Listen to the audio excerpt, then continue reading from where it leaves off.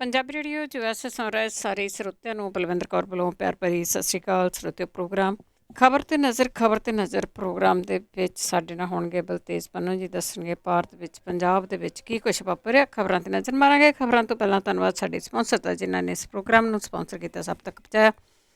Khalsa insurance agency San Jose 4082722500।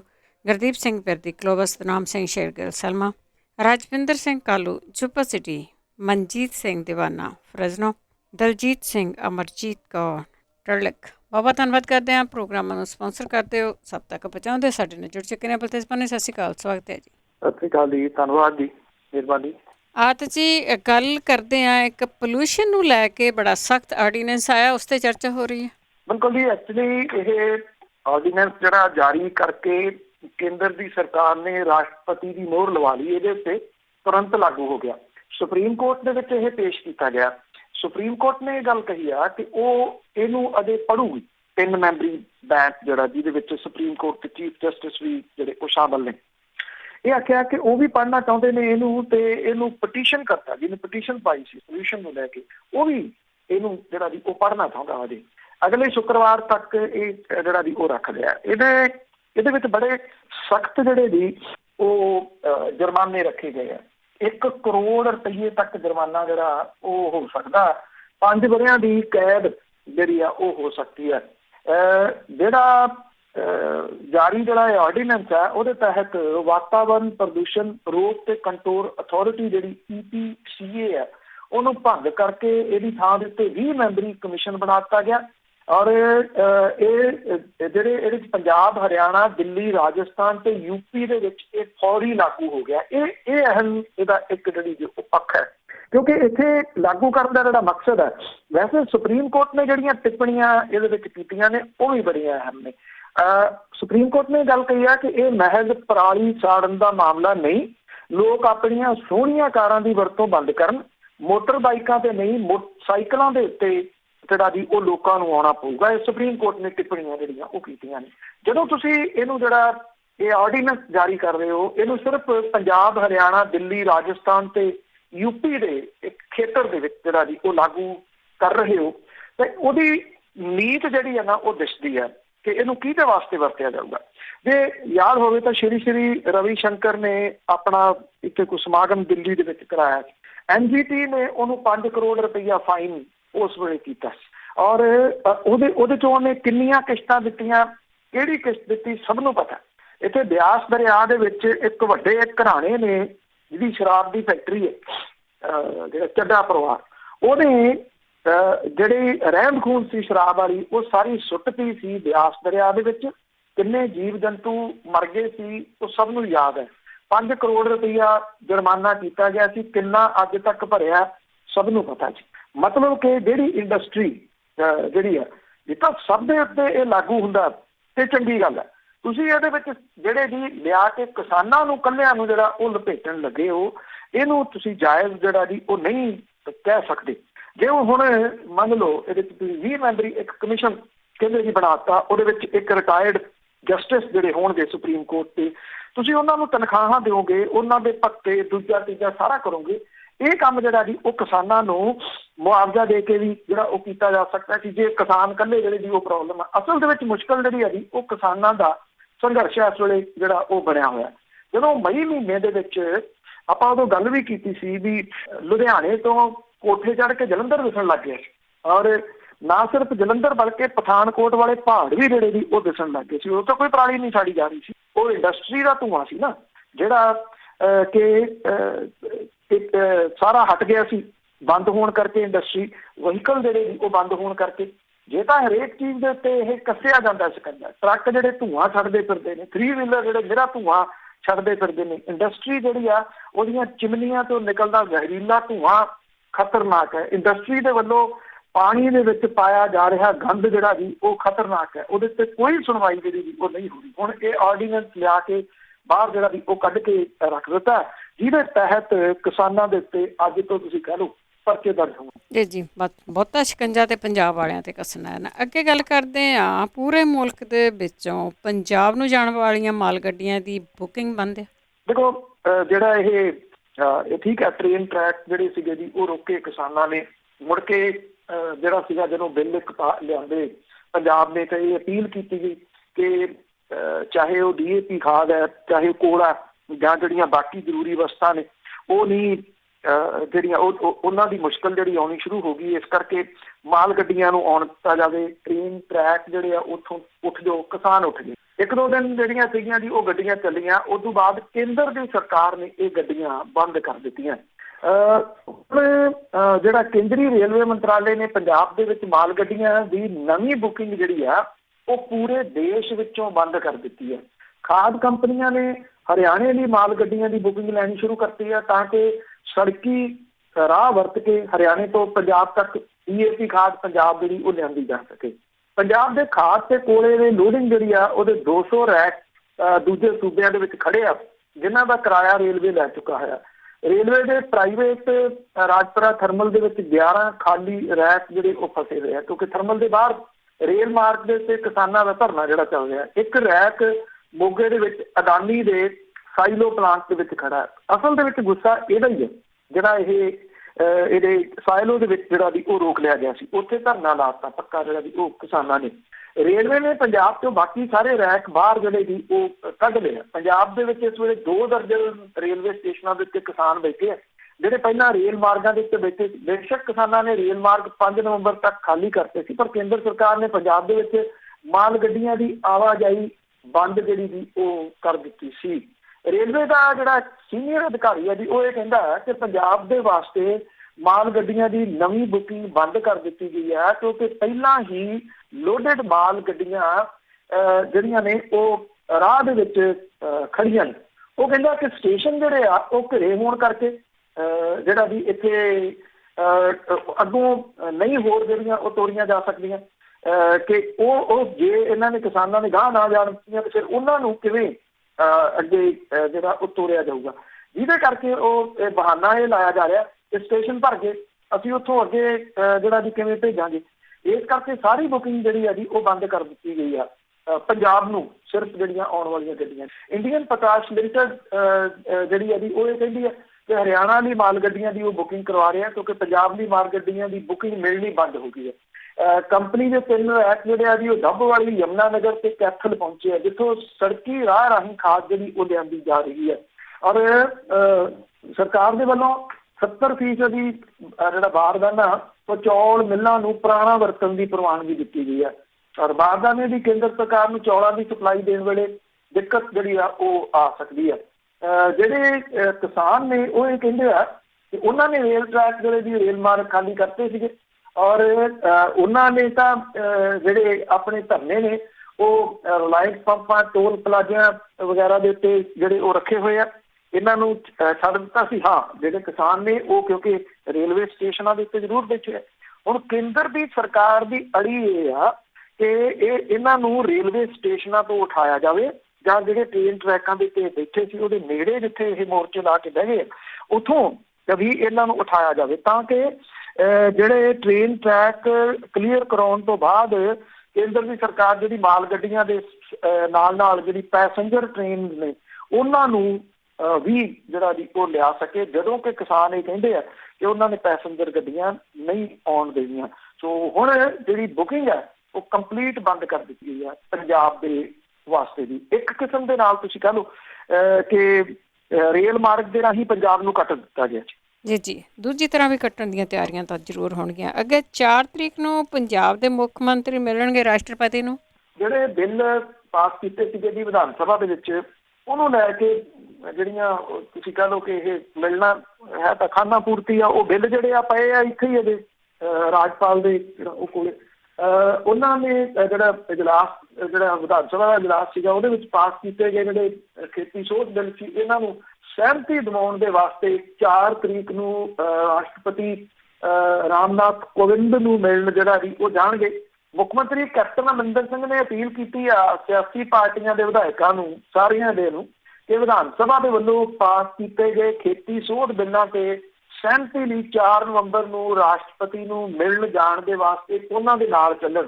ਵਿਰੋਧੀ ਧਿਰਾਂ ਲਈ ਇਹ ਸਥਿਤੀ ਜਿਹੜੀ ਹੈ ਜੀ ਉਹ ਕਸੂਤੀ ਬਣੂਗੀ ਹੁਣ, ਕਿਉਂਕਿ ਖੇਤੀ ਸੋਧ ਬਿੱਲਾਂ ਦੇ ਵਿੱਚ ਖਾਮੀਆਂ ਹੋਣ ਦਾ ਉਹ ਜ਼ਿਕਰ ਕਰ ਰਿਹਾ, ਜੇ ਉਹ ਰਾਸ਼ਟਰਪਤੀ ਦੇ ਕੋਲੇ ਜਾਣ ਤੋਂ ਨਾ ਕਰਨਗੇ ਤੇ ਉਹਨਾਂ ਦਾ ਕਿਸਾਨਾਂ ਦੇ ਵਿੱਚ ਜਿਹੜਾ ਵੀ ਉਹ ਗਲਤ ਮਤਲਬ ਜਾਊਗਾ ਕਿ ਦੇਖੋ ਕਿਸਾਨਾਂ ਦੇ ਵਾਸਤੇ ਇਹ ਰਾਸ਼ਟਰਪਤੀ ਨੂੰ ਮਿਲਣ ਜਿਹੜਾ ਵੀ ਉਹ ਨਹੀਂ ਜਾ ਰਹੇ। ਔਰ ਜੇ ਉਹ ਜਾਂਦੇ ਆ ਜਿਹੜਾ ਵੀ ਮੁੱਖ ਮੰਤਰੀ ਉਹਨਾਂ ਦੇ ਨਾਲ ਚਲੇ ਜਾਂਦੇ ਆ ਤੇ ਫਿਰ ਸਵਾਲ ਇਹ ਖੜਾ ਹੋ ਜਾਊਗਾ ਵੀ ਤੁਸੀਂ ਜਿਹੜੀਆਂ ਪ੍ਰੈਸ ਕਾਨਫਰੰਸਾਂ ਲਾ ਕੇ ਕਹਿ ਰਹੇ ਸੀ ਕਿ ਇਹਦੇ ਵਿੱਚ ਆਹ ਕਮਜ਼ੋਰੀਆਂ ਨੇ, ਉਹ ਕਮਜ਼ੋਰੀਆਂ ਤੁਸੀਂ ਬਾਹਰ ਤਾਂ ਲੋਕਾਂ ਨੂੰ ਬਣਾਉਂਦੇ ਰਹੇ ਤੇ ਹੁਣ ਜਿਹੜਾ ਜੀ ਉੱਥੇ ਰਾਸ਼ਟਰਪਤੀ ਨੂੰ ਮਿਲਣ ਵੀ ਚਲੇ ਗਏ। ਮਤਲਬ ਕਿ ਜਿਹੋ ਜਿਹੇ ਵੀ ਬਿੱਲ ਹੈਗੇ ਉਹਦੇ ਉੱਤੇ ਤੁਸੀਂ ਸਹੀ ਪਾਉਣ ਦੇ ਵਾਸਤੇ ਜਿਹੜਾ ਜੀ ਉਹ ਚਲੇ ਗਏ। ਸੋ ਕਾਂਗਰਸ ਨੇ ਇਹ ਜਿਹੜੀ ਆ ਪੰਜਾਬ ਕਾਂਗਰਸ ਨੇ ਇੱਕ ਕਸੂਤੀ ਸਥਿਤੀ ਜਿਹੜੀ ਹੈ ਜੀ ਉਹ ਖੜੀ ਕਰਤੀ ਹੈ ਵਿਰੋਧੀ ਧਿਰਾਂ ਦੇ ਵਾਸਤੇ। ਵਿਰੋਧੀ ਦੋਵੇਂ ਜਿਹੜੀਆਂ ਨੇ, ਆਮ ਆਦਮੀ ਪਾਰਟੀ ਜਿਹੜੀ ਆਫੀਸ਼ੀਅਲ ਵਿਰੋਧੀ ਧਿਰ ਹੈ ਤੇ ਬਾਦਲ ਦਲ ਜਿਹੜਾ ਕਿ ਵਿਧਾਨ ਸਭਾ ਦੇ ਵਿੱਚ ਉਹਦੇ ਵੀ ਵਿਧਾਇਕ ਜਿਹੜੇ ਉਹ ਹੈਗੇ ਨੇ। ਇਹ ਦੋਨੋਂ ਪਾਰਟੀਆਂ ਜਿਹੜੀਆਂ ਨੇ ਪਹਿਲਾਂ ਇਹਨਾਂ ਨੇ ਵਿਧਾਨ ਸਭਾ ਦੇ ਵਿੱਚ ਸਾਥ ਦਿੱਤਾ ਔਰ ਸਰਬਸੰਮਤੀ ਦੇ ਨਾਲ ਜਿਹੜੇ ਇਹ ਬਿੱਲ ਨੇ ਪਾਸ ਕੀਤੇ ਗਏ ਨੇ, ਪਰ ਬਾਅਦ ਦੇ ਵਿੱਚ ਆ ਕੇ ਇਹ ਦੋਨੋਂ ਧਿਰਾਂ ਜਿਹੜੀਆਂ ਦੀ ਉਹ ਬਾਹਰ ਵਿਰੋਧ ਕਰਨ ਲੱਗ ਗਈਆਂ ਸੀ। ਇਹ ਕਹਿੰਦੀਆਂ ਕਿ ਇਹਨਾਂ ਦਾ ਫਾਇਦਾ ਕੋਈ ਨਹੀਂਗਾ, ਇਹਦੇ ਵਿੱਚ ਊਣ ਪਾਈਆਂ ਬਹੁਤ ਜਿਹੜੀਆਂ ਦੀ ਉਹ ਰਹਿ ਗਈਆਂ। ਹੁਣ ਰਾਸ਼ਟਰਪਤੀ ਦੇ ਕੋਲ ਜਾਣ ਦੀ ਅਪੀਲ ਜਿਹੜੀ ਆ ਉਹ ਮੁਸ਼ਕਲ ਤਾਂ ਜਿਹੜੀ ਇਹਨਾਂ ਪਾਰਟੀਆਂ ਦੇ ਵਾਸਤੇ, ਵਿਰੋਧੀ ਧਿਰਾਂ ਦੇ ਵਾਸਤੇ ਖੜੀ ਹੋ ਜੂਗੀ ਦੋਨੋਂ ਤਰੀਕੇ ਨਾਲ। ਜੇ ਜਾਂਦੇ ਨੇ ਤਾਂ ਵੀ ਤੇ ਜੇ ਨਹੀਂ ਜਾਂਦੇ ਤੇ ਤਾਂ ਵੀ। ਜੀ ਵਿੱਚ ਫਸ ਗਏ ਜੀ। ਤੇ ਅੱਗੇ ਗੱਲ ਕਰਦੇ ਆ 8 ਦਿਨਾਂ ਤੋਂ ਪਈ ਆ ਕਿਸਾਨ ਦੀ ਇੱਕ ਮ੍ਰਿਤਕ ਦੇਹ ਜਿਸ ਨੂੰ ਲੈ ਕੇ ਧਰਨਾ ਲੱਗਾ ਹੋਇਆ ਹੈ। ਦੇਖੋ ਵੈਸੇ ਤਾਂ ਜਿਹੜੀਆਂ ਡੈਥ ਹੋਈਆਂ ਨੇ ਇਹ 8 ਦੇ ਕਰੀਬ ਹੋ ਚੁੱਕੀਆਂ ਹੋਈਆਂ ਨੇ। ਜਿਹੜੇ ਦਿਲ ਦਾ ਦੌਰਾ ਪੈਣ ਕਰਕੇ ਮੌਤਾਂ ਜਿਹੜੀਆਂ ਹੋਈਆਂ ਨੇ, ਕੁਝ ਐਕਸੀਡੈਂਟਾਂ ਵਾਲੀਆਂ ਜਿਹੜੀਆਂ ਦੀ ਉਹ ਨਾਲ ਗਿਣ ਲਈਏ ਤੇ ਇਹ ਗਿਣਤੀ ਜਿਹੜੀ ਆ ਉਹ ਵੱਧ ਜਾਂਦੀ ਹੈ। ਇਹ ਸੰਗਰੂਰ ਦੇ ਵਿੱਚ ਜਿਹੜਾ ਜੀ ਭਾਰਤੀ ਕਿਸਾਨ ਯੂਨੀਅਨ ਜਿਹੜੀ ਏਕਤਾ ਉਗਰਾਹਾਂ ਹੈ ਉਹਦੇ ਝੰਡੇ ਦੇ ਹੇਠ ਜਿਹੜਾ ਪ੍ਰਬੰਧਕੀ ਕੰਪਲੈਕਸ ਹੈ ਉਹਦੇ ਅੱਗੇ ਦਿਨ ਰਾਤ ਦਾ ਪੱਕਾ ਮੋਰਚਾ ਜਿਹੜਾ ਜੀ ਉਹ ਲਾਇਆ ਹੋਇਆ। 8 ਦਿਨ ਹੋ ਗਏ ਆ ਇੱਥੇ ਜਿਹੜੀ ਇੱਕ ਮ੍ਰਿਤਕ ਦੇ ਜਿਹੜੀ ਕਿਸਾਨ ਦੀ ਪਈ ਨੂੰ। ਜਿਹੜੀਆਂ ਇਹ ਕਿਸਾਨ ਜਥੇਬੰਦੀਆਂ ਵਾਲੇ ਨੇ ਉਹ ਡਿਪਟੀ ਕਮਿਸ਼ਨਰ ਦਾ ਦਫ਼ਤਰ ਘੇਰ ਕੇ ਬੈਠੇ ਹੋਏ ਨੇ 8 ਦਿਨ ਤੋਂ, ਔਰ ਉਹਦਾ ਅੰਤਮ ਸੰਸਕਾਰ ਜਿਹੜਾ ਵੀ ਉਹ ਨਹੀਂ ਕੀਤਾ ਜਾ ਰਿਹਾ। ਮੇਘਰਾਜ ਨਾਗਰੀ ਸੀਗਾ ਜੀ ਇਹ ਮ੍ਰਿਤਕ ਕਿਸਾਨ, ਜਿਹੜਾ ਕਿ ਕਿਸਾਨ ਜਥੇਬੰਦੀਆਂ ਦੇ ਵਿੱਚ ਲੰਮੇ ਸਮੇਂ ਤੋਂ ਕੰਮ ਜਿਹੜਾ ਵੀ ਉਹ ਕਰਦਾ ਸੀਗਾ। ਇਹ ਕਿਸਾਨਾਂ ਦੀ ਮੰਗ ਇਹ ਆ ਕਿ ਇਹਨੂੰ ਮੁਆਵਜ਼ਾ ਦਿੱਤਾ ਜਾਵੇ, ਇਹਦੇ ਪਰਿਵਾਰ ਨੂੰ ਉਹਦਾ ਕਰਜ਼ਾ ਮਾਫ ਜਿਹੜਾ ਵੀ ਉਹ ਕੀਤਾ ਜਾਵੇ, ਜਿਹੜਾ ਉਹਦੇ ਪਰਿਵਾਰ ਦੇ ਉੱਤੇ ਕਰਜ਼ਾ ਚੜਿਆ ਹੋਇਆ, ਤੇ ਇੱਕ ਜੀ ਨੂੰ ਨੌਕਰੀ ਜਿਹੜੀ ਆ ਉਹ ਦਿੱਤੀ ਜਾਵੇ। ਮੇਘਰਾਜ ਨਾਗਰੀ ਦੀ ਜਿਹੜੀ ਮ੍ਰਿਤਕ ਦੇ ਆ ਉਹ ਸਿਵਲ ਹਸਪੀਟਲ ਧੂਰੀ ਦੇ ਵਿੱਚ ਪਈ ਹੈ। ਯੂਨੀਅਨ ਦਾ ਫੈਸਲਾ ਇਹ ਹੈ ਕਿ ਜਦੋਂ ਤੱਕ ਮੰਗਾਂ ਪੂਰੀਆਂ ਨਹੀਂ ਹੁੰਦੀਆਂ ਉਹਦਾ ਅੰਤਮ ਸੰਸਕਾਰ ਨਹੀਂ ਕੀਤਾ ਜਿਹੜਾ ਉਹ ਜਾਊਗਾ। ਉਹ ਕਹਿੰਦੇ ਆ ਕਿ ਮੇਘਰਾਜ ਨਾਗਰੀ ਜਿਹੜਾ ਉਹ ਖੇਤੀ ਬਿੱਲਾਂ ਖਿਲਾਫ ਚੱਲ ਰਹੇ ਕਿਸਾਨ ਅੰਦੋਲਨ ਦਾ ਸ਼ਹੀਦ ਹੈ। ਚੰਡੀਗੜ੍ਹ ਦੇ ਵਿੱਚ ਜਿਹੜੀਆਂ ਕਿਸਾਨ ਜਥੇਬੰਦੀ ਦੇ ਵਫਦ ਦੀ ਸਰਕਾਰ ਦੇ ਨਾਲ ਮੀਟਿੰਗ ਹੋਈ ਜਿਹਦੇ ਵਿੱਚ ਇਹ ਮਾਮਲਾ ਉੱਠਿਆ, ਔਰ ਇਹਦੇ ਵਿੱਚ ਜਿਹੜਾ ਇਹ ਕਿਹਾ ਗਿਆ ਕਿ ਪੰਜਾਬ ਸਰਕਾਰ ਦੇ ਵੱਲੋਂ ਜਿਹੜੀ ਬਣਾਈ ਗਈ ਕਮੇਟੀ ਆ ਉਹਦੇ ਨਾਲ ਮੀਟਿੰਗ ਹੋਈ ਆ, ਕਿਸਾਨ ਪਰਿਵਾਰ ਦੀ ਮੁਆਵਜ਼ਾ ਵਗੈਰਾ ਦੀ ਜਿਹੜੀ ਉਹ ਚਰਚਾ ਹੋਈ ਆ। ਅੱਜ ਇਹ ਮਸਲਾ ਹੱਲ ਹੋ ਸਕਦਾ ਹੈ। ਏਡਾ ਵੱਡਾ ਮਸਲਾ ਤਾਂ ਹੈ ਨਹੀਂ ਸੀਗਾ ਜਿੱਡਾ ਵੱਡਾ ਜਿਹੜਾ ਵੀ ਸਰਕਾਰ ਦੇ ਵੱਲੋਂ ਗੱਲਬਾਤ ਨਾ ਕਰਨ ਕਰਕੇ ਜਿਹੜਾ ਵੀ ਉਹ ਬਣਾ ਦਿੱਤਾ ਗਿਆ। ਔਰ 8 ਦਿਨ ਹੋ ਗਏ ਨੇ ਇਸ ਕਿਸਾਨ ਦੀ ਮ੍ਰਿਤਕ ਦੇ ਜਿਹੜੀ ਦੀ ਉਹ ਹਸਪੀਟਲ ਪਈ ਨੂੰ, ਅਜੇ ਤੱਕ ਉਹਦਾ ਅੰਤਮ ਸੰਸਕਾਰ ਜਿਹੜਾ ਦੀ ਇਹ ਕਿਸਾਨ ਨਹੀਂ ਕਰ ਸਕੇ ਕਿਉਂਕਿ ਉਹਨਾਂ ਨੂੰ ਪਤਾ ਹੈ ਕਿ ਜੇ ਅੰਤਮ ਸੰਸਕਾਰ ਕਰਤਾ ਫਿਰ ਲਾਰੇਬਾਜ਼ੀ ਜਿਹੜੀ ਹੈ ਉਹ ਸ਼ੁਰੂ ਹੋ ਜਾਣੀ ਹੈ। ਜਿਹੜੇ ਕਿਉਂਕਿ ਸਰਕਾਰਾਂ ਜਿਹੜੀਆਂ ਨੇ ਉਹ ਲਾਰੇ ਲਾ ਦਿੰਦੀਆਂ ਨੇ। ਭੋਤਨਾ ਪਿੰਡ ਦੀ ਆਪਾਂ ਜਾਣਕਾਰੀ ਜਿਹੜੀ ਦੀ ਉਹ ਸਾਂਝੀ ਕਰਦੇ ਰਹੇ ਹਾਂ, ਜਿੱਥੇ 4 ਪੀੜ੍ਹੀਆਂ ਨਸ਼ੇ ਨੇ ਜਿਹੜਾ ਜੀ ਉਹ ਮਾਫ਼ ਕਰਨਾ ਕਰਜ਼ੇ ਨੇ ਨਿਕਲ ਲਈਆਂ, ਉੱਥੇ ਕੋਈ ਬੰਦਾ ਹੀ ਹੈ ਨਹੀਂ। ਉਸ ਪਰਿਵਾਰ ਦੀ ਲੜਕੀ ਦਾ ਵਿਆਹ ਹੁਣ ਆਮ ਲੋਕ ਜਿਹੜੇ ਸੀਗੇ ਉਹਨਾਂ ਨੇ ਇਕੱਠੇ ਹੋ ਕੇ 3 ਦਿਨ ਪਹਿਲਾਂ ਜਿਹੜਾ ਜੀ ਉਹ ਕੀਤਾ। ਸਰਕਾਰ ਨੇ ਜਦੋਂ ਇਹ ਲਾਸਟ ਜਿਹੜੇ ਮੇਲ ਮੈਂਬਰ ਦੀ ਡੈਥ ਹੋਈ ਸੀ ਉਦੋਂ ਵਾਅਦੇ ਕੀਤੇ ਸੀਗੇ ਕਿ ਇਹਨਾਂ ਦਾ ਕਰਜ਼ਾ ਲਾਇਆ ਜਾਊਗਾ। ਉਹ ਕਰਜ਼ਾ ਅੱਜ ਵੀ ਉਸੇ ਤਰੀਕੇ ਦੇ ਨਾਲ ਜਿਹੜਾ ਜੀ ਉਹਨਾਂ ਦੇ ਸਿਰ ਦੇ ਉੱਤੇ ਖੜਾ। ਤੋ ਇਹ 8 ਦਿਨ ਤੋਂ ਜਿਹੜੀ ਡੈੱਡ ਬੋਡੀ ਪਈ ਆ, ਇਸ ਗੱਲ ਦੀ ਉਮੀਦ ਹੈ ਕਿ ਅੱਜ ਸਰਕਾਰ ਦੇ ਵੱਲੋਂ ਜੇ ਭਰੋਸਾ ਵਗੈਰਾ ਦਿੱਤਾ ਜਾਂਦਾ ਤੇ ਇਹਦਾ ਅੰਤਮ ਸੰਸਕਾਰ ਹੋ ਸਕਦਾ ਜੀ। ਤੇ ਪੰਜਾਬ ਸਰਕਾਰ ਦੇ ਵਿੱਚ ਇੱਕ ਬਣਾਈ ਗਈ ਆ 2-3 ਬੰਦਿਆਂ ਦੀ ਕਮੇਟੀ, ਉਹਨਾਂ ਨੇ ਕਿਸਾਨ ਜਥੇਬੰਦੀ ਦਾ ਨਾਲ ਗੱਲ ਕੀਤੀ ਆ ਪਰ ਕੋਈ ਹੱਲ ਨਹੀਂ ਨਿਕਲਿਆ। ਇਹਨਾਂ ਦੀ ਇੱਕ ਤਾਂ ਜਿਹੜੀਆਂ 29 ਜਥੇਬੰਦੀਆਂ ਨੇ ਉਹ ਇਕੱਠੀਆਂ ਨੇ ਤੇ ਇੱਕ ਜਿਹੜੀ ਜਥੇਬੰਦੀ ਆ ਉਹ ਵੱਖਰੇ ਤੌਰ ਤੇ ਚੱਲ ਰਹੀ। ਉਗਰਾਹਾਂ ਜਿਹੜੀ ਹੈ ਭਾਰਤੀ ਕਿਸਾਨ ਯੂਨੀਅਨ ਉਗਰਾਹਾਂ, ਕਿਉਂਕਿ ਇਹ ਕਈ ਧੜੇ ਨੇ, ਜਿੱਦਾਂ ਆਪਾਂ ਇੱਕ ਦੀ ਗੱਲ ਹੁਣੇ ਕੀਤੀ, ਉਹ ਏਕਤਾ ਉਗਰਾਹਾਂ ਹੈ, ਇਹ ਉਗਰਾਹਾਂ ਹੈ ਇਕੱਲੀ ਜਿਹੜੀ। ਇੱਥੇ ਇਹਨਾਂ ਦੀ ਜਿਹੜੀ ਭਾਰਤੀ ਕਿਸਾਨ ਯੂਨੀਅਨ ਦੇ ਜਿਹੜੇ ਇਹ ਉਗਰਾਹਾਂ ਧੜਾ, ਉਹਦੇ ਨਾਲ ਜਿਹੜੇ ਪੰਜਾਬ ਸਰਕਾਰ ਦੇ ਵੱਲੋਂ ਕਮੇਟੀ ਬਣਾਈ ਗਈ ਆ 3 ਜਿਹੜੇ ਦੀ ਜਾਣਿਆਂ ਦੀ, ਨਾਲ ਇਹਨਾਂ ਦੀ ਗੱਲਬਾਤ ਜਿਹੜੀ ਸੀ ਉਹ ਹੋਈ। ਔਰ ਕਿਉਂਕਿ ਹਾਈ ਕੋਰਟ ਵਾਲਾ ਮੈਂ ਤੁਹਾਡੇ ਨਾਲ ਵਿਸਥਾਰ ਸਾਂਝਾ ਕੀਤਾ ਸੀ 2 ਦਿਨ ਪਹਿਲਾਂ ਕਿ ਹਾਈ ਕੋਰਟ ਨੇ ਖਿਚਾਈ ਕੀਤੀ ਹੈ ਪੰਜਾਬ ਸਰਕਾਰ ਦੀ। ਇੱਥੋਂ ਤੱਕ ਆਖਿਆ ਕਿ ਅਸੀਂ ਇਹ ਕਿਉਂ ਨਾ ਲਿਖ ਦਈਏ ਕਿ ਪੰਜਾਬ ਸਰਕਾਰ ਜਿਹੜੀ ਆ ਉਹ ਸੰਵਿਧਾਨ ਦੇ ਮੁਤਾਬਕ ਨਹੀਂ ਚੱਲ ਰਹੀ। ਉਹਦੇ ਕਰਕੇ ਇਹਨਾਂ ਦੇ ਨਾਲ ਜਿਹੜੀ ਆ ਉਹ ਗੱਲਬਾਤ ਕੀਤੀ ਆ ਜਿਹੜੇ ਮੰਤਰੀਆਂ ਨੇ, ਔਰ ਇਹਨਾਂ ਨੂੰ ਮਨਾਉਣ ਦੀ ਕੋਸ਼ਿਸ਼ ਕੀਤੀ ਆ ਕਿ ਉਹ ਜਿਹੜੇ ਪ੍ਰਾਈਵੇਟ ਥਰਮਲ ਪਲਾਂਟ ਨੇ ਉਹਨਾਂ ਦੇ ਜਾਂਦੀਆਂ ਜਿਹੜੀਆਂ ਰੇਲ ਲਾਈਨਾਂ ਨੇ ਉਹਨਾਂ ਤੋਂ ਉੱਠ ਜਾਣ। 2 ਇਹਦੇ ਵਿੱਚ ਜਿਹੜਾ ਨੇ, ਇੱਕ ਤਾਂ ਜਿਹੜਾ ਜੀ ਰਾਜਪੁਰਾ ਦੇ ਵਿੱਚ ਲੱਗਿਆ ਥਰਮਲ ਪਲਾਂਟ ਹੈ, ਦੂਜਾ ਬਣਾ ਵਾਲੀ ਜਿਹੜਾ ਥਰਮਲ ਪਲਾਂਟ ਹੈ, ਉੱਥੇ ਇਹ ਕਿਸਾਨ ਜਿਹੜੇ ਆ ਉਹ ਬੈਠੇ ਆ ਉਗਰਾਹਾਂ ਵਾਲੇ। ਇਹ ਜਿਹੜੇ ਕਿਸਾਨ ਨੇ ਉਹ ਇਹ ਕਹਿੰਦੇ ਆ ਕਿ ਜਿਹੜਾ ਰੇਲ ਟਰੈਕ ਨੇ ਜਿਹੜੇ ਸਰਕਾਰੀ ਨੇ, ਅਸੀਂ ਉਹ ਖਾਲੀ ਕੀਤੇ ਹੋਏ ਆ, ਉਹਦੇ ਉੱਤੇ ਤਾਂ ਅਸੀਂ ਕਿਸੇ ਕਿਸਮ ਦਾ ਕੋਈ ਧਰਨਾ ਨਹੀਂ ਲਾਇਆ। ਇਹ rail track private rail track ਨੇ, ਤੇ ਉਹ ਕਹਿੰਦੇ ਸਾਡੇ ਜਿਹੜਾ ਅਸੀਂ ਵਿਰੋਧ ਕਰ ਰਹੇ ਹਾਂ ਉਹਦੇ ਵਿੱਚ ਕਾਰਪੋਰੇਟ ਘਰਾਣਿਆਂ ਦਾ ਵਿਰੋਧ ਸ਼ਾਮਲ ਹੈ, ਤੇ ਇਹ ਦੋਨੋਂ ਜਿਹੜੇ ਥਰਮਲ ਪਲਾਂਟ ਨੇ ਇਹ ਕਾਰਪੋਰੇਟ ਘਰਾਣਿਆਂ ਦੇ ਪਲਾਂਟ ਨੇ। ਉਹ ਇਹ ਗੱਲ ਕਹਿੰਦੇ ਆ ਕਿ ਅਸੀਂ ਜਿਹੜੇ ਟਰੈਕ ਤੇ ਬੈਠੇ ਹਾਂ ਉਹ ਇਹਨਾਂ ਨੇ ਥਰਮਲ ਪਲਾਂਟ ਨੇ ਆਪਣਾ ਟਰੈਕ ਪਾਇਆ ਹੋਇਆ ਪ੍ਰਾਈਵੇਟ। ਜਿਵੇਂ ਰਾਜਪੁਰੇ ਜਿਹੜੀ ਹੈ ਜੀ ਉਹ ਮੰਨ ਲਓ ਟ੍ਰੇਨ ਆਉਂਦੀ ਹੈ ਜਿਹੜੀ ਕੋਲੇ ਦੀ ਭਰ ਕੇ, ਫਿਰ ਰਾਜਪੁਰੇ ਤੋਂ ਜਦੋਂ ਉਹ ਥਰਮਲ ਪਲਾਂਟ ਨੂੰ ਜਾਂਦੀ ਹੈ ਤਾਂ ਉੱਥੇ ਜਿਹੜਾ ਜੀ ਇਹ ਇੱਕ ਪ੍ਰਾਈਵੇਟ ਟਰੈਕ ਹੈ। ਇਸੇ ਤਰੀਕੇ ਦੇ ਨਾਲ ਬਣਾ ਵਾਲੀ ਵੀ ਜਿਹੜਾ ਜੀ ਉਹ ਪ੍ਰਾਈਵੇਟ ਟਰੈਕ ਹੈ, ਉਹਦੇ ਉੱਤੇ ਇਹ ਕਿਸਾਨ ਬੈਠੇ। ਉਹ ਕਹਿੰਦੇ ਸਾਡੇ ਇਹ ਉਹਦੇ ਵਿੱਚ ਸ਼ਾਮਲ ਹੈ ਵਿਰੋਧ ਦੇ ਵਿੱਚ ਕਿ ਅਸੀਂ ਕਾਰਪੋਰੇਟ ਘਰਾਣਿਆਂ ਦਾ ਵਿਰੋਧ ਕਰਨਾ, ਇਸ ਕਰਕੇ ਅਸੀਂ ਇੱਥੋਂ ਨਹੀਂ ਉੱਠਦੇ। ਉਹ ਉਹਨਾਂ ਨੇ ਰਾਹ ਕਰਤੀ ਹੈ। ਦੂਜੀ ਇਹ ਕਿਹਾ ਕਿ ਕੇਂਦਰ ਦੀ ਸਰਕਾਰ ਜਿਹੜੀ ਹੈ ਜੀ ਉਹ ਸ਼ੋਰਟੀ ਮੰਗਦੀ ਹੈ ਕਿ ਜਿਹੜਾ ਰੇਲਵੇ ਦਾ ਅਮਲਾ ਉਹਦੀ ਸੁਰੱਖਿਆ ਯਕੀਨੀ ਬਣਾਈ ਜਾਵੇ। ਤਾਂ ਇਹਨਾਂ ਕਿਸਾਨ ਜਿਹੜੀ ਇਹ ਕਿਸਾਨ ਜਥੇਬੰਦੀ ਸੀ ਉਹਦੇ ਆਗੂਆਂ ਨੇ ਗੱਲ ਕਹੀ ਹੈ ਕਿ ਜਿਹੜਾ ਅਮਲਾ ਹੈ, ਜਿਹੜਾ ਟ੍ਰੇਨ ਨੂੰ ਚਲਾਉਂਦਾ, ਰੇਲਵੇ ਸਟੇਸ਼ਨਾਂ ਨੂੰ ਸੰਭਾਲਦਾ, ਟ੍ਰੇਨ ਟਰੈਕ ਜਿਹੜੇ ਉਹਨਾਂ ਨੂੰ ਸੰਭਾਲਦਾ, ਉਹ ਕਹਿੰਦੇ ਉਹ ਤਾਂ ਸਾਡੇ ਬੱਚੇ ਨੇ। ਅਸੀਂ ਜਿਹੜਾ ਇਹ ਸੰਘਰਸ਼ ਲੜ ਰਹੇ ਹਾਂ ਕਿਸਾਨਾਂ ਤੇ ਮਜ਼ਦੂਰਾਂ ਦੇ ਵਾਸਤੇ ਲੜ ਰਹੇ ਹਾਂ, ਤੇ ਇਹ ਮਜ਼ਦੂਰੀ ਕਰਨ ਵਾਲੇ ਜਿਹੜਾ ਵੀ ਲੋਕ ਨੇ ਸਾਡੇ ਕਹਿੰਦੇ ਪਰਿਵਾਰਾਂ ਦੇ ਵਿੱਚੋਂ ਨੇ, ਮਜ਼ਦੂਰਾਂ ਦੇ ਪਰਿਵਾਰਾਂ ਦੇ ਵਿੱਚੋਂ ਨੇ। ਅਸੀਂ ਉਹਨਾਂ ਦਾ ਵਿਰੋਧ ਕਿਵੇਂ ਕਰ ਸਕਦੇ ਹਾਂ? ਤੇ ਸਰਕਾਰ ਇਹ ਵੀ ਦੱਸੇ ਕਿ ਅਜੇ ਤੱਕ ਕਿਸਾਨ ਜਥੇਬੰਦੀਆਂ ਦਾ ਜਿਹੜਾ ਸੰਘਰਸ਼ ਆ ਉਹਨੇ ਕਿੱਥੇ ਇੱਕ ਜਗ੍ਹਾ ਦੇ ਉੱਤੇ ਵੀ ਇੱਟ ਵੱਟਾ ਮਾਰਿਆ, ਕਿਸੇ ਟਰੈਕ ਨੂੰ ਨੁਕਸਾਨ ਪਹੁੰਚਾਇਆ, ਕਿਸੇ ਟ੍ਰੇਨ ਨੂੰ ਨੁਕਸਾਨ ਪਹੁੰਚਾਇਆ, ਕਿਸੇ ਰੇਲਵੇ ਸਟੇਸ਼ਨ ਨੂੰ ਨੁਕਸਾਨ ਪਹੁੰਚਾਇਆ। ਜਦੋਂ ਕਿਸਾਨਾਂ ਦਾ ਇਹ ਅੰਦੋਲਨ ਹਿੰਸਕ ਹੈ ਹੀ ਨਹੀਂ ਤੇ ਫਿਰ ਤੁਸੀਂ ਇਹ ਕਿਵੇਂ ਕਹਿ ਸਕਦੇ ਹੋ ਕਿ ਉਹਨਾਂ ਦੀ ਸੁਰੱਖਿਆ ਜਿਹੜੀ ਆ ਉਹ ਯਕੀਨੀ ਬਣਾਈ ਜਾ ਸਕੇ? ਗੱਲ ਕਿਸੇ ਤਣ ਪੱਤਨ ਜਿਹੜੀ ਦੀ ਉਹ ਲੱਗੀ ਨਹੀਂ। ਇਹ ਜਿਹੜੇ ਪ੍ਰਾਈਵੇਟ ਜਿਹੜੇ ਟਰੈਕ ਨੇ ਉਹਨਾਂ ਦੇ ਉੱਤੋਂ ਜਿਹੜਾ ਉਹ ਉੱਠਣ ਦੀ। ਹੁਣ ਹਾਈ ਕੋਰਟ ਦੇ ਵਿੱਚ ਪੰਜਾਬ ਸਰਕਾਰ ਇਹਦੇ ਬਾਰੇ ਕੀ ਕਹਿੰਦੀ ਆ, ਹਾਈ ਕੋਰਟ ਅੱਗੋਂ ਜਿਹੜਾ ਜੀ ਉਹ ਕੀ ਕਹਿੰਦੀ ਆ, ਪਰ ਇਹਦਾ ਦੂਜਾ ਪੱਖ ਇਹ ਵੀ ਆ ਕਿ ਬੁਕਿੰਗ ਹੀ ਸਾਰੀ ਬੰਦ ਜਿਹੜੀ ਜੀ ਉਹ ਸੈਂਟਰ ਨੇ ਕਰਤੀ ਹੈ, ਤੇ ਟ੍ਰੇਨ ਹੀ ਸਾਰੀਆਂ ਬੰਦ ਜਿਹੜੀਆਂ ਜੀ ਉਹ ਕਰ ਦਿੱਤੀਆਂ ਨੇ। ਉਹਨਾਂ ਨੇ ਤਾਂ ਉਹੀ ਕੰਮ ਜਿਹੜਾ ਜੀ ਉਹ ਨਿਬੇੜ ਦਿੱਤਾ ਗੱਲਬਾਤ ਵਾਲਾ।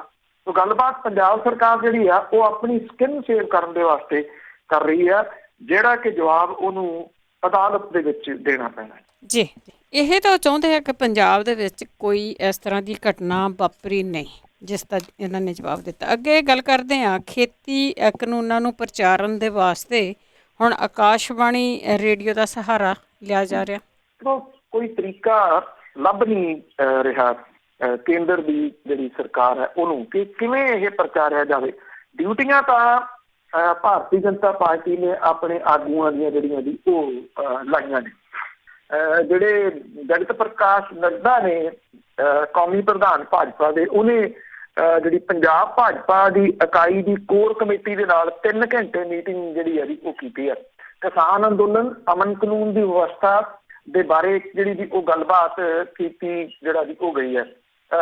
ਪੰਜਾਬ ਦੇ ਹਾਲਾਤ ਤੇ ਸਿਆਸੀ ਧਿਰਾਂ ਦੀ ਜਿਹੜੀ ਭੂਮਿਕਾ ਉਹਦੇ ਬਾਰੇ ਵੀ ਜਾਣਕਾਰੀ ਜਿਹੜੀ ਆ ਉਹ ਦਿੱਤੀ ਗਈ ਹੈ। ਇਹ ਕਿਹਾ ਜਾ ਰਿਹਾ ਕਿ ਪਿਛਲੇ ਦਿਨੀ ਕੋਈ ਸਮਝੌਤਾ ਵੀ ਜਿਹੜਾ ਜੀ ਦੁਬਾਰਾ ਤੋਂ ਫੇਰ ਹੋਣ ਲੱਗਾ ਸੀ। ਜਿਹੜੇ ਆਪਾਂ ਅਕਸਰ ਗੱਲ ਜਿਹੜੀ ਜੀ ਉਹ ਕਰਦੇ ਹਾਂ ਵੀ ਇਹ ਸਮਝੌਤਾ ਟੁੱਟਿਆ ਵੀ ਹੈ, ਪਰ ਪੰਜਾਬ ਭਾਜਪਾ ਦੇ ਆਗੂ ਜਿਹੜੇ ਜੀ ਉਹ ਉੱਥੇ ਅੜ ਕੇ ਖੜ ਗਏ ਉਹਦੇ ਵਿਚਾਲੇ ਕਿ ਨਹੀਂ। ਹੁਣ ਉਹਨਾਂ ਦਾ ਬਾਹਰ ਨਿਕਲਣਾ ਬੰਦ ਕੀਤਾ ਕਿਸਾਨਾਂ ਨੇ, ਔਰ ਉਹ ਬਾਹਰ ਜਾ ਨਹੀਂ ਸਕਦੇ। ਜੇ ਕਿਤੇ ਪ੍ਰੈਸ ਕਾਨਫਰੰਸ ਲਾਉਂਦੇ ਆ ਕਿਸਾਨ ਉੱਥੇ ਆ ਕੇ ਘੇਰ ਲੈਂਦੇ ਆ। ਜੇ ਕਿਸੇ ਜਗ੍ਹਾ ਦੇ ਉੱਤੇ ਧਰਨੇ ਮੁਜ਼ਾਹਰੇ ਨੂੰ ਜਿਹੜਾ ਜੀ ਉਹ ਜਾਂਦੇ ਨੇ, ਧਰਨਾ ਵਗੈਰਾ ਲਾਉਣ ਜਾਂਦੇ, ਉੱਥੇ ਘੇਰ ਲੈਂਦੇ ਆ। ਉਹਨਾਂ ਨੂੰ ਕਿਸੇ ਪਾਸੇ ਜਿਹੜਾ ਜੀ ਉਹ ਨਿਕਲ ਨਹੀਂ ਦਿੱਤਾ ਜਾ ਰਿਹਾ ਜੀ। ਤੋ ਹੁਣ ਸਹਾਰਾ ਜਿਹੜਾ ਲਿਆ ਜਾ ਰਿਹਾ ਆਕਾਸ਼ਵਾਣੀ ਦਾ, ਜਿਹੜੇ ਪੁਰਾਣੇ ਸਰਕਾਰੀ ਚੈਨਲ ਨੇ, ਇਹ ਪਟਿਆਲੇ ਦੇ ਵਿੱਚ ਵੀ ਹੈ, ਇਹ ਜਲੰਧਰ ਦੇ ਵਿੱਚ ਵੀ ਹੈ ਜੀ, ਜਿੱਥੇ ਯਾਦ ਹੋਣਾ ਬਹੁਤ ਸਾਰੇ ਲੋਕਾਂ ਨੇ ਦੇਰ ਪਹਿਲਾਂ ਠੰਡੂ ਰਾਮ ਦੇ ਪ੍ਰੋਗਰਾਮ ਤੇ ਦੂਜੇ ਤੀਜੇ ਜਾਂ ਕਿਸਾਨਾਂ ਦੇ ਜਿਹੜੇ ਪ੍ਰੋਗਰਾਮ ਸੀ ਉਹ ਸੁਣੇ ਹੋਣਗੇ। ਇਹ ਕਿਹਾ ਜਾ ਰਿਹਾ ਕਿ ਕੇਂਦਰ ਦੀ ਸਰਕਾਰ ਦੇ ਵੱਲੋਂ ਖੇਤੀ ਕਾਨੂੰਨਾਂ ਦੇ ਹੱਕ ਦੇ ਵਿੱਚ ਪ੍ਰਚਾਰ ਲਈ ਆਕਾਸ਼ਵਾਣੀ ਨੂੰ ਖਾਸ ਥਾਪੜਾ ਇਸ ਵੇਲੇ ਦਿੱਤਾ ਹੋਇਆ। ਜਿਹੜੇ ਪ੍ਰਧਾਨ ਮੰਤਰੀ ਦੇ ਜਿਹੜੇ ਮਨ ਕੀ ਬਾਤ ਜੋ ਵੀ ਇਹਨਾਂ ਚੈਨਲਾਂ ਦੇ ਉੱਤੇ ਹੀ ਆਉਂਦੀ ਹੈ ਜੀ, ਉੱਥੋਂ ਫਿਰ ਹੁਣ ਇਹ ਹੋ ਗਿਆ ਕਿ ਜਿਹੜੇ ਟੀਵੀ ਚੈਨਲ ਨੇ ਉਹ ਉੱਥੋਂ ਚੁੱਕਣ ਜਿਹੜਾ ਜੀ ਉਹ ਲੱਗ ਪਏ, ਦੂਰਦਰਸ਼ਨ ਚੁੱਕਣ ਲੱਗ ਗਿਆ। ਔਰ ਜਿਹੜੇ ਪ੍ਰਾਈਵੇਟ ਚੈਨਲ ਨੇ, ਖਬਰੀ ਚੈਨਲ, ਉਹਨਾਂ ਨੂੰ ਤੁਸੀਂ ਕਹਿ ਲਓ ਕਿ ਕੰਪਲਸਰੀ ਤਕਰੀਬਨ ਕੀਤਾ ਹੋਇਆ ਕਿ ਉਹ ਇਹਨੂੰ ਰਿਲੇ ਜ਼ਰੂਰ ਕਰਨਗੇ, ਉਹ ਰਿਲੇ ਕਰਦੇ ਵੀ ਨੇ। ਤੋ ਹੁਣ ਜਿਹੜਾ ਇਹ ਕਿਹਾ ਜਾ ਰਿਹਾ ਕਿ ਖੇਤੀ ਸੁਧਾਰ ਕਾਨੂੰਨ ਜਿਹੜੇ ਆਏ ਆ, ਇਹਦਾ ਰੇਡੀਓ ਦੇ ਉੱਤੇ ਇਸ ਵੇਲੇ ਪ੍ਰਚਾਰ ਜਿਹੜਾ ਉਹ ਵੱਡੇ ਪੱਧਰ ਦੇ ਉੱਤੇ ਹੋ ਰਿਹਾ। ਜਿਹੜੇ ਆਕਾਸ਼ਵਾਣੀ ਆ ਉਹਦੇ ਵੱਲੋਂ ਸਰਕਾਰ ਦੀਆਂ ਨੀਤੀਆਂ ਤੇ ਪ੍ਰੋਗਰਾਮ ਜਿਹੜੇ ਨੇ ਉਹ ਲਿਸਨਰ ਤੱਕ ਲਿਜਾਣਾ ਉਹਨਾਂ ਦਾ ਇੱਕ ਮਿਸ਼ਨ ਹੈ। ਪੰਜਾਬ ਦੇ ਅੰਦਰ ਵਿਵਾਦਾਂ ਵਿੱਚ ਘਿਰੇ ਜਿਹੜੇ ਖੇਤੀ ਕਾਨੂੰਨ ਨੇ, ਇਹਦੇ ਸੰਬੰਧੀ ਆਕਾਸ਼ਵਾਣੀ ਜਿਹੜਾ ਜੀ ਉਹ ਵੱਡੇ ਪ੍ਰਚਾਰ ਦੇ ਵਿੱਚ ਜੁਟਿਆ ਹੋਇਆ। ਔਰ ਪ੍ਰਧਾਨ ਮੰਤਰੀ ਨੇ ਖੁਦ ਕਈ ਵਾਰੀ ਜਿਹੜਾ ਸਿੱਧਾ ਪ੍ਰਸਾਰਣ ਹੈ ਉਹਦੇ ਵਿੱਚ ਖੇਤੀ ਦੇ ਬਾਰੇ ਦੇ ਵਿੱਚ ਜਿਹੜੀ ਆ ਉਹ ਖੇਤੀ ਕਾਨੂੰਨ ਜਿਹੜੇ ਨੇ ਉਹਦੇ ਬਾਰੇ ਦੇ ਵਿੱਚ ਗੱਲਬਾਤ ਜਿਹੜੀ ਜੀ ਉਹ ਕੀਤੀ ਆ। ਉਧਰ ਆਕਾਸ਼ਵਾਣੀ ਜਿਹੜਾ ਜੀ ਉਹਦੇ ਜਿੰਨੇ ਪ੍ਰੋਗਰਾਮ ਨੇ ਉਹਨਾਂ ਦੇ ਵਿੱਚ ਇਹਨਾਂ ਖੇਤੀ ਕਾਨੂੰਨ ਜਿਹੜੇ ਨੇ ਉਹਨਾਂ ਦੀ ਗੱਲਬਾਤ ਕੀਤੀ ਜਾ ਰਹੀ ਆ। ਵੱਡੀ ਸਮੱਸਿਆ ਜਿਹੜੀ ਇੱਥੇ ਇਹ ਆ ਰਹੀ ਹੈ ਕਿ ਪੰਜਾਬ ਦੇ ਵਿੱਚ ਜਿਹੜੇ ਐਕਸਪਰਟ ਨੇ ਉਹ ਨਹੀਂ ਜਿਹੜੇ ਜੀ ਉਹ ਲੱਭ ਰਹੇ, ਕਿਉਂਕਿ ਜਿੰਨੇ ਅਰਥਚਾਰੇ ਨੂੰ ਜਾਣਨ ਵਾਲੇ ਨੇ, ਜਿੰਨੇ ਐਕਸਪਰਟ ਨੇ, ਉਹਨਾਂ ਸਾਰਿਆਂ ਦੀ ਜਿਹੜੇ ਆ ਰਹੇ ਨੇ ਆਰਟੀਕਲ ਵਗੈਰਾ ਅਖਬਾਰਾਂ ਦੇ ਵਿੱਚ ਜਾਂ ਜਿੱਥੇ ਉਹ ਬੋਲਦੇ ਨੇ, ਉਹ ਸਾਰੇ ਦੇ ਸਾਰੇ ਇਹਨਾਂ ਖੇਤੀ ਕਾਨੂੰਨਾਂ ਦਾ ਵਿਰੋਧ ਕਰ ਰਹੇ ਆ। ਔਰ ਇਹ ਗੱਲ ਕਹਿੰਦੇ ਆ ਕਿ ਜੇ ਖੇਤੀ ਕਾਨੂੰਨ ਲਾਗੂ ਹੁੰਦੇ ਤਾਂ ਪੰਜਾਬ ਦੀ ਕਿਸਾਨੀ ਜਿਹੜੀ ਹੈ ਜੀ ਉਹ ਮਾਰੀ ਜਾਊਗੀ। ਔਰ ਉਹਦੇ ਕਰਕੇ ਜਿਹੜਾ ਜੀ ਇਹਨਾਂ ਨੂੰ ਜਿਹੜੇ ਬਾਕੀ ਜਗ੍ਹਾ ਤੋਂ ਲਿਆਉਣੇ ਪੈ ਰਹੇ ਆ, ਉਹਨਾਂ 'ਚ ਮੁਸ਼ਕਲ ਜਿਹੜੀ ਆ ਉਹ ਵੱਡੀ ਇਹ ਆ ਰਹੀ ਹੈ ਕਿ ਲੈਂਗੁਏਜ ਦੀ ਭਾਸ਼ਾ ਜਿਹੜੀ ਆ, ਕਿਉਂਕਿ ਜੇ ਪੰਜਾਬੀ ਦੇ ਵਿੱਚ ਹੋਵੇ, ਪੰਜਾਬੀ ਵਾਲੇ ਇੱਥੋਂ ਕੋਈ ਜਿਹੜਾ ਜੀ ਉਹ ਬੋਲਣ ਦੇ ਵਾਸਤੇ ਤਿਆਰ ਨਹੀਂ। ਭਾਜਪਾ ਆਗੂਆਂ ਦੇ ਵੱਲੋਂ, ਸਿਆਸੀ ਆਗੂਆਂ ਤੋਂ ਇਲਾਵਾ, ਸਿਆਸੀ ਆਗੂਆਂ ਨੂੰ, ਭਾਜਪਾ ਦੇ ਸਿਆਸੀ ਆਗੂਆਂ ਨੂੰ ਕੋਈ ਇੱਥੇ ਜਿਹੜਾ ਜੀ ਉਹ ਸੁਣਨਾ ਨਹੀਂ ਚਾਹੁੰਦਾ। ਰੇਡੀਓ ਦੀ ਇੱਕ ਪਾਸੇ ਜਿਹੜੀ ਸੁਰ ਹੈ ਉਹਦੇ ਉੱਤੇ ਸਵਾਲ ਹੁਣ ਉੱਠਣ ਜਿਹੜਾ ਜੀ ਉਹ ਲੱਗੇ ਹੈ। ਕਿਸਾਨੀ ਸੰਘਰਸ਼ਾਂ ਦੇ ਵਿੱਚ ਵੀ ਇਹ ਗੱਲ ਜਿਹੜੀ ਜੀ ਉਹ ਤੁਰ ਪਈ ਹੈ ਕਿ ਪੰਜਾਬ ਦੀ ਸਰਜ਼ਮੀਨ ਤੋਂ ਜਿਹੜਾ ਰੇਡੀਓ ਚੱਲਦੇ ਆ ਉਹਨਾਂ ਦੇ ਰਾਹੀਂ ਕੇਂਦਰ ਦੇ ਵੱਲੋਂ ਹਮਲਾ ਜਿਹੜਾ ਜੀ ਉਹ ਹੋ ਰਿਹਾ। ਔਰ ਅਜਿਹੇ ਪ੍ਰੋਗਰਾਮਾਂ ਨੂੰ ਤੁਰੰਤ ਥੰਮਣ ਦੀ ਲੋੜ ਦੇ ਉੱਤੇ ਵੀ ਗੱਲਬਾਤ ਜਿਹੜੀ ਆ ਉਹ ਕਿਸਾਨੀ ਧਿਰਾਂ 'ਚ ਚੱਲਣ ਲੱਗੀ ਹੈ। ਬਠਿੰਡਾ, ਲੁਧਿਆਣਾ, ਜਲੰਧਰ ਤੇ ਪਟਿਆਲਾ ਦੇ ਆਕਾਸ਼ਵਾਣੀ ਦੇ ਇਹ ਰੇਡੀਓ ਇਹਦੇ ਵਿੱਚ ਸ਼ਾਮਲ ਨੇ, ਜਿੱਥੋਂ ਇਹ ਪ੍ਰੋਗਰਾਮ ਜਿਹੜੇ ਆ ਉਹ ਰਿਲੇ ਜਿਹੜੇ ਉਹ ਕੀਤੇ ਜਾ ਰਹੇ ਆ। ਹਾਲਾਂਕਿ ਆਕਾਸ਼ਵਾਣੀ ਵਾਲੇ ਜਿਹੜੇ ਆ ਜੀ ਉਹ ਇਹ ਗੱਲ ਕਹਿੰਦੇ ਆ ਕਿ ਨਹੀਂ, ਕਿਸੇ ਕਿਸਮ ਦੀ ਇੱਕ ਪਾਸੇ ਜਿਹੜੀ ਜੀ ਉਹ ਗੱਲ ਨਹੀਂ ਕਰ ਰਹੇ। ਪਰ ਇਹ ਸਭ ਨੂੰ ਪਤਾ ਜੀ ਕਿ ਉਹ ਸਰਕਾਰੀ, ਕਿਉਂਕਿ ਕਿਸੇ ਟਾਈਮ ਸਰਕਾਰੀ ਧੁੱਤਰੂ ਜਿਹੜਾ ਜੀ ਉਹ ਕਿਹਾ ਜਾਂਦਾ ਹੁੰਦਾ ਸੀ। ਤੇ ਪੰਜਾਬ ਦੇ ਵਿੱਚ ਇਹ ਵੀ ਜਿਹੜਾ ਜੀ ਹੋ ਰਿਹਾ ਕਿ ਜੇ ਜੇ ਇੱਥੋਂ ਇਹ ਆਈ ਖਬਰ ਹੈ ਫਿਰ ਇਹ ਹੋ ਸਕਦਾ ਕਿ ਸੱਚੀ ਨਾ ਹੋਵੇ। ਇਸ ਤਰ੍ਹਾਂ ਦੀ ਗੱਲ ਵੀ ਕਹੀ ਜਾਂਦੀ ਹੈ, ਕਿਉਂਕਿ ਇਹ ਸਰਕਾਰੀ ਪੱਖ ਹੀ ਇੱਕੋ ਸਾਈਡ ਦਾ ਜਿਹੜਾ ਜੀ ਉਹ ਪੇਸ਼ ਕਰਦੇ ਨੇ ਅਕਸਰ ਜਿਹੜਾ ਇਹ ਆਕਾਸ਼ਵਾਣੀ ਜਾਂ ਫਿਰ ਦੂਰਦਰਸ਼ਨ ਦੇ। ਹਾਲਾਂਕਿ ਦੂਰਦਰਸ਼ਨ ਨੇ ਇਹ ਧੱਬਾ ਉਹ ਲਾਉਣ ਦੀ ਕੋਸ਼ਿਸ਼ ਵੀ ਪਿਛਲੇ ਸਮੇਂ ਦੇ ਦੌਰਾਨ ਵੱਖ-ਵੱਖ ਪ੍ਰੋਗਰਾਮਾਂ ਦੇ ਵਿੱਚ ਜਿਹੜੀ ਜੀ ਉਹ ਕੀਤੀ ਹੈ, ਪਰ ਉਹ ਜਿਵੇਂ ਲੋਕਾਂ ਦੇ ਵਿੱਚ ਜਿਹੜੀ ਇੱਕ ਗੱਲ ਜਿਹੜੀ ਉਹ ਘਰ ਕਰ ਜਾਂਦੀ ਆ, ਫਿਰ ਉਹਨੂੰ ਮਿੱਥ ਜਿਹੜੀ ਆ ਉਹਨੂੰ ਤੋੜ ਸਕਣਾ ਬੜਾ ਔਖਾ ਹੁੰਦਾ। ਜੀ ਜੀ ਬਿਲਕੁਲ, ਕਿਉਂਕਿ ਕੰਮ ਜੀ ਉਹੋ ਹੀ ਕਰਨਾ ਹੁੰਦਾ। ਤੇ ਅੱਗੇ ਗੱਲ ਕਰਦੇ ਆ ਮਾਇਆਵਤੀ। ਹੁਣ ਜੀ ਉਸ ਨੇ ਅਡਾਰੀ ਮਾਰੀ ਆ ਉੱਥੋਂ ਤੇ ਸਮਾਜਵਾਦੀ ਪਾਰਟੀ ਨਾਲ ਟੁੱਟੀ। ਪੰਜਾਬ ਦੇ ਹੁਸ਼ਿਆਰਪੁਰ ਡਿਸਟ੍ਰਿਕਟ ਦੇ ਵਿੱਚ ਜਿਹੜਾ ਜੀ ਉਹ ਜਨਮੇ ਬਾਬੂ ਕਾਸ਼ੀ ਰਾਮ ਹੋਰਾਂ ਨੇ ਪੰਜਾਬ ਦੇ ਵਿੱਚੋਂ ਇਹ ਪਾਰਟੀ ਸ਼ੁਰੂ ਕੀਤੀ ਸੀ। ਸ਼ੁਰੂ ਕਰਨ ਦਾ ਮਕਸਦ ਜਿਹੜਾ ਸੀਗਾ ਕਿ ਜਿਹੜਾ ਦਲਿਤ ਸਮਾਜ ਹੈ ਉਹਦੇ ਵਿੱਚ ਜਾਗਰੂਕਤਾ ਲਿਆਉਣਾ, ਉਹਨਾਂ ਨੂੰ ਸਮੇਂ ਦੇ ਹਾਣ ਦਾ ਬਣਾਉਣਾ। ਔਰ ਬਾਬੂ ਕਾਸ਼ੀ ਰਾਮ ਹੋਰਾਂ ਨੇ ਜਿੰਨੀ ਮਿਹਨਤ ਇਸ ਪਾਰਟੀ ਦੇ ਉੱਤੇ ਕੀਤੀ, ਉਹਦੀ ਮਿਸਾਲ ਬੜੀ ਘੱਟ ਜਿਹੜੀ ਮਿਲਦੀ ਹੈ। ਕੋਈ ਨੇਤਾ ਇੰਨਾ ਕਮਿਟਡ ਹੋਵੇ ਜਿੰਨੇ ਬਾਬੂ ਕਾਸ਼ੀ ਰਾਮ ਹੋਰੀ ਕਮਿਟਡ ਸਨ। ਪਾਰਟੀ ਖੜੀ ਕਰ ਲਈ ਔਰ ਇੱਕ ਟਾਈਮ ਅਜਿਹਾ ਆ ਗਿਆ ਕਿ ਇਹ ਗੱਲਾਂ ਚੱਲਣ ਲੱਗ ਗਈਆਂ ਕਿ ਇਹ ਪਾਰਟੀ ਪੰਜਾਬ ਦੇ ਉੱਤੇ ਤਾਂ ਰਾਜ ਕਰੂਗੀ, ਪਰ ਪੰਜਾਬ ਤੋਂ ਇਲਾਵਾ ਇਹ ਭਾਰਤ ਦੇ ਉੱਤੇ ਵੀ ਜਿਹੜਾ ਭਾਰਤ ਦੀ ਸੱਤਾ ਦੇ ਉੱਤੇ ਵੀ ਕਾਬਜ਼ ਹੋ ਸਕਦੀ ਹੈ ਪਾਰਟੀ। ਔਰ ਇੱਕ ਟਾਈਮ ਉਹਨੇ ਇਹ ਦਿਖਾਇਆ ਵੀ। ਤਕਰੀਬਨ ਬਸਪਾ ਤੋਂ ਬਿਨਾਂ ਜਿਹੜੀ ਜੀ ਉਹ ਕੇਂਦਰ ਦੇ ਵਿੱਚ ਸਰਕਾਰ ਬਣਨੀ ਔਖੀ ਹੋ ਗਈ ਸੀ। ਇੱਕ ਟਾਈਮ ਤਾਂ ਇਸ ਤਰ੍ਹਾਂ ਦਾ ਵੀ ਆ ਗਿਆ ਸੀ। ਤੋ ਮੁੜ ਕੇ ਜਿਹੜਾ ਜੀ ਹੌਲੀ ਹੌਲੀ ਜਿਵੇਂ ਜਿਵੇਂ ਇਹ ਕਮਾਂਡ ਜਿਹੜੀ ਸੀ ਉਹ ਬੀਬੀ ਮਾਇਆਵਤੀ ਹੋਰਾਂ ਦੇ ਹੱਥ ਆਈ, ਬਾਬੂ ਕਾਸ਼ੀ ਰਾਮ ਹੋਰੀ ਮੰਜੇ ਤੇ ਪੈ ਗਏ, ਫਿਰ ਉਹ ਦੁਨੀਆ ਤੋਂ ਜਿਹੜਾ ਦੀ ਉਹ ਤੁਰ ਗਏ। ਫਿਰ ਬਹੁਜਨ ਸਮਾਜ ਪਾਰਟੀ ਦਾ ਪ੍ਰਭਾਵ ਜਿਹੜਾ ਇਸ ਤਰ੍ਹਾਂ ਦਾ ਬਣ ਗਿਆ ਵੀ ਇਹਨਾਂ ਨੇ ਤਾਂ ਜਿਹੜਾ ਦੀ ਸੌਦਾ ਮਾਰਨਾ, ਕਿਸੇ ਵੀ ਸੂਬੇ ਦੇ ਵਿੱਚ ਸੌਦਾ ਜਿਹੜਾ ਉਹ ਮਰਵਾ ਲਓ। ਤੇ ਉਹਦੇ ਵਾਸਤੇ ਇਹ ਵੀ ਗੱਲਾਂ ਚੱਲਣ ਲੱਗ ਗਈਆਂ ਕਿ ਪੈਸੇ ਲੈ ਕੇ ਇਹ ਸੌਦੇਬਾਜ਼ੀ ਜਿਹੜੀ ਦੀ ਉਹ ਹੁੰਦੀ ਆ। ਬਹੁਜਨ ਸਮਾਜ ਪਾਰਟੀ ਦਾ ਆਧਾਰ ਹੌਲੀ ਹੌਲੀ ਜਿਹੜਾ ਸੀ ਉਹ ਖੁਰਦਾ ਗਿਆ। 19 ਦੇ ਵਿੱਚ ਲੋਕ ਸਭਾ ਚੋਣਾਂ ਤੋਂ ਪਹਿਲਾਂ ਬਸਪਾ ਦੀ ਜਿਹੜੀ ਸੁਪਰੀਮੋ ਮਾਇਆਵਤੀ ਹੋਰਾਂ ਨੇ ਸਮਾਜਵਾਦੀ ਪਾਰਟੀ ਦੇ ਨਾਲ ਗਠਬੰਧਨ ਧਰਮ ਸੀ ਜਿਹੜਾ ਉਹਨੂੰ ਨਿਭਾਉਂਦਿਆਂ ਹੋਇਆਂ 26 ਸਾਲ ਪਹਿਲਾਂ 2 ਜੂਨ 1995 ਨੂੰ ਹੋਏ ਗੈਸਟ ਹਾਊਸ ਕਾਂਡ ਦੇ ਵਿੱਚ ਕੇਸ ਜਿਹੜਾ ਸੀ ਉਹ ਵਾਪਸ ਲੈ ਲਿਆ। ਇਹ ਤਰੀਕ 26 ਫਰਵਰੀ 2019 ਸੀ। ਸੁਪਰੀਮ ਕੋਰਟ ਦੇ ਵਿੱਚ ਕ੍ਰਿਮੀਨਲ ਨੰਬਰ ਜਿਹੜਾ ਸੀਗਾ ਜੀ ਕੇਸ 126 ਜਿਹੜਾ ਉਹ ਖਾਰਜ ਕਰ ਦਿੱਤਾ ਗਿਆ। ਜਿਹੜਾ ਚੋਣਾਂ ਦਾ ਰਿਜ਼ਲਟ ਆਇਆ ਜਦੋਂ ਲੋਕ ਸਭਾ ਚੋਣਾਂ ਦਾ, ਤਾਂ ਆਉਂਦੇ ਹੀ ਇਹ ਜਿਹੜਾ ਗੱਠਜੋੜ ਸੀ ਉਹ ਖਤਮ ਹੋ ਗਿਆ। 20 ਮਹੀਨਿਆਂ ਤੋਂ ਬਾਅਦ ਮਾਇਆਵਤੀ ਨੂੰ ਕੇਸ ਵਾਪਸ ਲੈਣ ਦੇ ਉੱਤੇ ਪਛਤਾਵਾ। ਉਹ ਇਹ ਕਹਿੰਦੇ ਆ ਕਿ ਇਹ ਕੇਸ ਵਾਪਸ ਲੈ ਕੇ ਉਹਨੇ ਬੜੀ ਵੱਡੀ ਗਲਤੀ ਕੀਤੀ ਹੈ। ਕਾਂਗਰਸ ਦੇ ਉੱਤੇ ਅਕਸਰ ਹਮਲਾਵਰ ਰਹਿਣ ਵਾਲੀ ਮਾਇਆਵਤੀ ਨੇ ਐਲਾਨ ਕੀਤਾ ਕਿ MLC ਚੋਣਾਂ ਦੇ ਵਿੱਚ ਉਹ ਭਾਰਤੀ ਜਨਤਾ ਪਾਰਟੀ ਦਾ ਸਮਰਥਨ ਕਰੂਗੀ। ਇਹ ਹੈਰਾਨੀ ਵਾਲੀ ਗੱਲ ਹੈ। ਮਾਇਆਵਤੀ ਨੇ ਯੂਪੀ ਦੇ ਵਿੱਚ ਪਿਛਲੇ 27 ਸਾਲਾਂ ਤੋਂ 5 ਵਾਰੀ ਗੱਠਜੋੜ ਕਰ ਚੁੱਕੀ ਹੈ। ਮੌਜੂਦਾ ਰਾਜਨੀਤਿਕ ਜੇ ਦੇਖਿਆ ਜਾਵੇ ਦ੍ਰਿਸ਼ਟੀਕੋਣ ਤੋਂ, ਤਾਂ ਬਸਪਾ ਦੀ ਦੇਖੀਏ ਤਾਂ ਜਿਹੜਾ ਵੀ ਇਹ ਕਿਹਾ ਜਾ ਰਿਹਾ ਕਿ ਮਾਇਆਵਤੀ ਨੂੰ ਆਉਣ ਵਾਲੇ ਟਾਈਮ ਦੇ ਵਿੱਚ ਆਪਣੀ ਰਾਜਨੀਤਿਕ ਤਾਕਤ ਨੂੰ ਜੇ ਵਧਾਉਣਾ ਹੈ ਤੇ ਉਹਦੇ ਕੋਲੇ ਹੁਣ ਬਹੁਤੇ ਰਾਹ ਜਿਹੜੇ ਵੀ ਉਹ ਨਹੀਂ ਰਹਿ ਗਏ। ਉਹਦੇ ਕੋਲੇ ਭਾਜਪਾ ਦੇ ਨਾਲ ਜਾਣ ਵਾਲਾ ਰਾਹ ਇਹ ਤਾਂ ਉਹਨੂੰ ਖਾਤਮੇ ਵੱਲ ਨੂੰ ਜਿਹੜਾ ਵੀ ਉਹ ਤੋੜ ਦੂਗਾ। ਜਿੱਥੇ ਤਕਰੀਬਨ ਹੈ ਵੀ ਜਿਹੜਾ ਵੀ ਉਹ ਕੰਢੇ ਦੇ ਉੱਤੇ ਤਾਂ ਹੈ।